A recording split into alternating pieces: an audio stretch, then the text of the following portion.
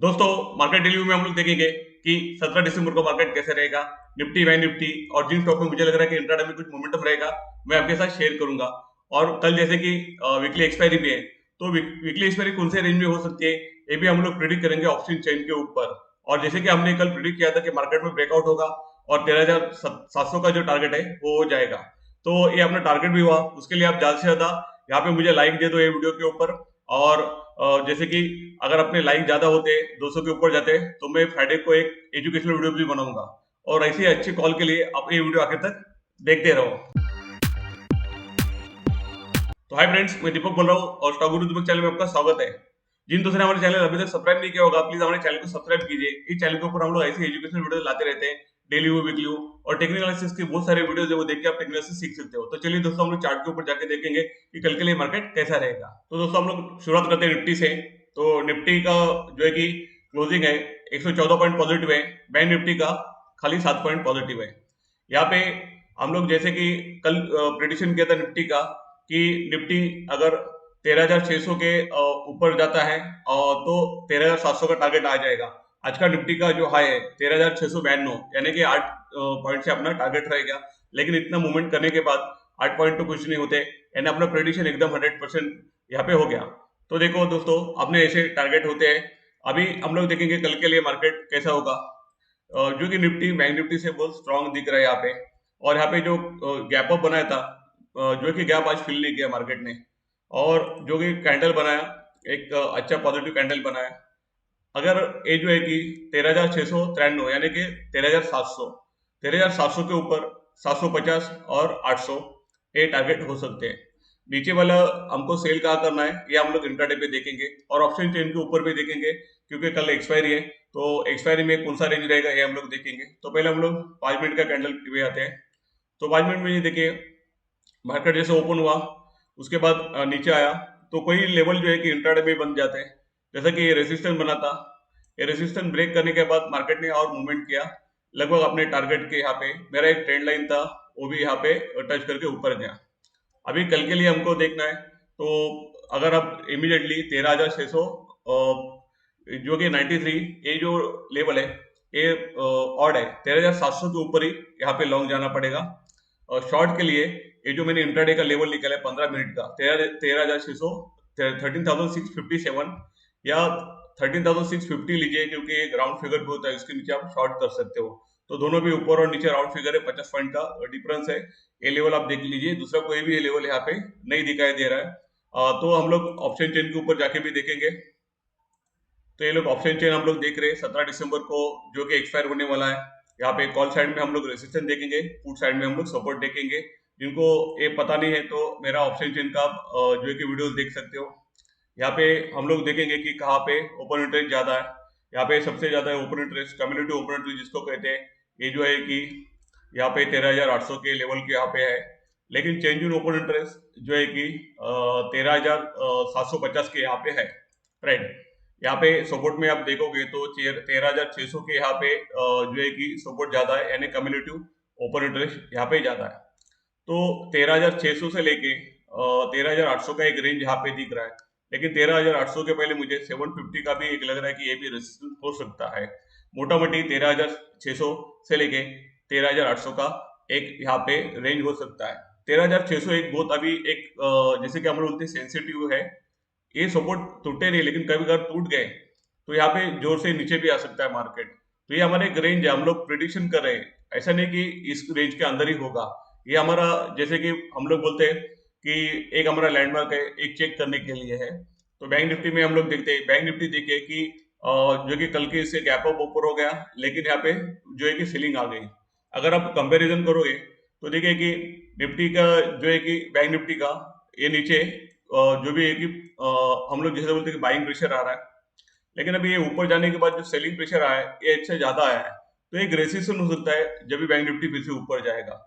दूसरा एक कैंडल में भी, क्योंकि इनकी बॉडी देखो उसके बाद मार्केट कितना नीचे आया वो हमको देखना है। पहले वाले सब डोजी टाइप कैंडल थे, तो यहाँ पे बैंक निफ्टी में ज्यादा सा रेसिस्टेंस है। हम लोग सीधा से आज का जो है एक रेसिस्टेंस लेंगे। इन फ्यूचर बैंक निफ्टी ऊपर जाना है तो यहाँ पे 30,940 का एक रेजिस्टेंस यहाँ पे होगा। उसके पहले 30,800 जो है आज उसने ट्राई किया था लेकिन फिर से नीचे आ गया।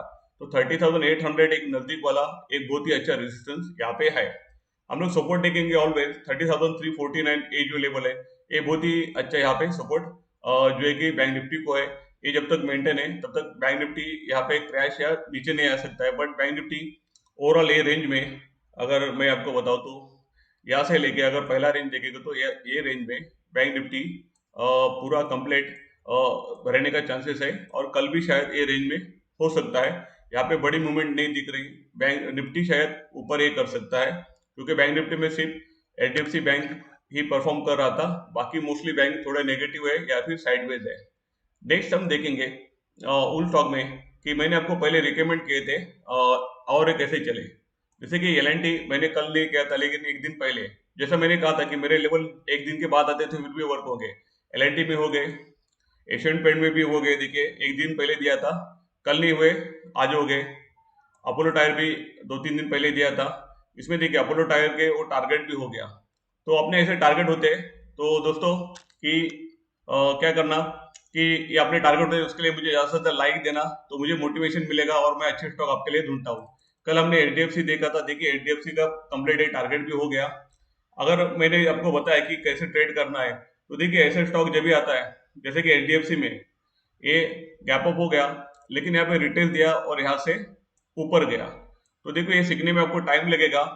तो आप पहले भी ट्रेड कर रहे हो तो पहले आप क्या करो कि कम क्वांटिटी में ट्रेड करो, नहीं तो आप बोलोगे बड़ा क्वांटिटी में लॉस करके बोलोगे मेरा लॉस हो गया। तो कुछ भी सीखना है तो उसके लिए समय देना पड़ेगा और कम क्वांटिटी में शुरुआत करनी है। मैं भी कुछ भगवान नहीं हूँ कि मैं आपको कॉल देता हूँ तो 100% चलेंगे। तो इतना ब्लाइंड फेथ नहीं करना है, मुझे टेस्ट करना है छोटे छोटे क्वांटिटी से, आप कर सकते हो। नेक्स्ट हमने दिया था टाटा स्टील, तो टाटा स्टील देखिए कि आपने इसके ऊपर भी गया और टारगेट भी गया। एमएनएम एमएनएम देखिए ऊपर गया था और ऊपर जाने के बाद नीचे आ गया हो, तो ओपन ही हो ऊपर हो गया, ऊपर का एक अच्छी तरह टारगेट किया, ऊपर से नीचे आया, थोड़ा मूवमेंट किया। बजाज फाइनेंस ए और बजाज फाइनेंस और ये क्या हो गए, ऊपर ही ओपन हो गए, तो ऊपर होने के बाद नीचे आ गए। जैसे कि यहाँ पे देखिए बजाज फाइनेंस में भी, तो कोई को स्टॉक अगर आपको लगता है कि आपके इसमें नहीं आते, जैसे कि ये ऊपर हो गया, ये सस्टेन नहीं हो गए, जैसा मैं आपको एग्जांपल दिया था एचडीएफसी बैंक का, एक तो रिटेस होने चाहिए या ऊपर जाने के बाद वहां पे सस्टेन होने चाहिए। ये ऊपर ओपन हो गया, नीचे आने के बाद डायरेक्टली जो ये था रेसिस्टेंस था उसको रेसिस्टेंस लेके नीचे आ गया।